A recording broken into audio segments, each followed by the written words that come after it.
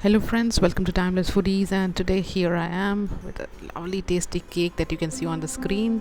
It was a celebration of my son's birthday on 24th February, so we went out and we celebrated his birthday, and it was real fun since I don't have to cook too, so it was a lot of rest. So firstly we started with a prayer thanking God for blessing him and giving us the opportunity to celebrate his birthday. So this was chocolate milk cake, and then we went out to a restaurant for lunch, and this is chili paneer. It was very tasty and yummy. You can watch out this recipe which I've already made.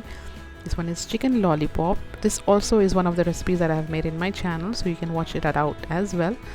And chicken spring roll. Yes, spring roll I have already made, veg one, but this is chicken, so you can try that out and check out that recipe as well. And here is kalmi biryani, which I haven't made it yet, but I'll do share this recipe. So it's tasty and yummy and a lot of fun.